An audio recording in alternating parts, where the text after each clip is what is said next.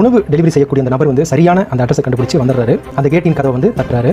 So தட்டினதுக்கப்புறம் என்ன பண்ணுறாரு, அந்த நபர் வரதுக்குள்ள அந்த உணவை வந்து பேக்லேருந்து நம்ம எடுத்து வச்சணும்னு சொல்லிட்டு வேகமாக எடுத்துட்டு இருக்காரு. ஆனால் உண்மை என்னன்னா, இவர் வந்திருக்கிறது கொஞ்சம் லேட்டாக வந்திருக்காரு. இந்த கோபத்தில் தான் அந்த கஸ்டமர் பார்த்தீங்கன்னா வேகமாக அந்த கஸ்டமர் வெளியில் வராங்க. இவ்வளோ லேட்டாக வரீங்கன்னு சொல்லி திட்டுறாங்க. அதுக்கப்புறம் அந்த உணவை வாங்கி பார்க்கும்போது தான் தெரியுது அந்த உணவும் பார்த்தீங்கன்னா கொஞ்சம் லீக்காக இருக்குது. ஸோ ரொம்ப கோபம் அதிகமாகுது. ஏற்கனவே கோபமோடு இருக்காங்க. இதை பார்த்தோன்னா அதிகமான கோபம் உருவாகுது, வெறுப்பு உருவாகுது.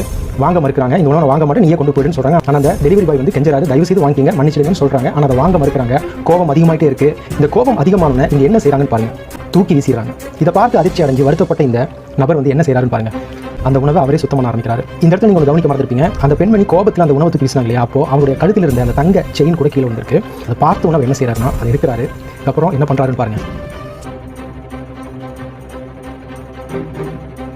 திரும்பவும் அந்த கஸ்டமரை திரும்ப அழைக்கிறாரு, அந்த பெண்மணியை திரும்ப அழைக்கிறாரு. ஆனால் ஏற்கனவே கடும் கோபத்தில் வெறுப்பில் உள்ள போன அந்த பெண்மணி இவ்வளவு சொல்லி இந்த நபர் வந்து திரும்பவும் நம்மளை தொந்தரவு பண்ணுறாருன்னு சொல்லிட்டு கடும் கோபத்தோட அவங்க வெளியில் வராங்க.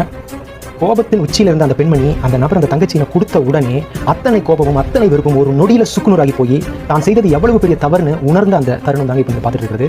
ஸோ நம்ம எப்படி ஒருத்தருக்கு பிஹேவ் பண்ணுறோம், நமக்கு ஆப்போசிட்டில் எவ்வளவு பெரிய கோபக்காரராக இருந்தாலும் சரி, எவ்வளவு வெறுப்புணர்வோடு இருந்தாலும் சரி, நீங்கள் எப்படி ரியாக்ட் பண்ணுறீங்க, உங்களுடைய நன்னடத்தை வந்து உங்களுடைய நல்ல குணம் எப்படி இன்னொரு மனிதனை அழகாக்குறதுங்கிறத பாருங்கள். இப்போ அந்த பெண்மணி பாருங்க, அவங்க தண்ணி கொடுக்க ஆரம்பிச்சிட்டாங்க. அதே மாதிரி இவங்க தூக்கி வீசின அந்த பார்சலுக்கான காசும் அதுக்கு டிப்ஸ் சேர்த்தியுமே கொடுக்குறாங்க, மன்னிப்பும் கேட்குறாங்க.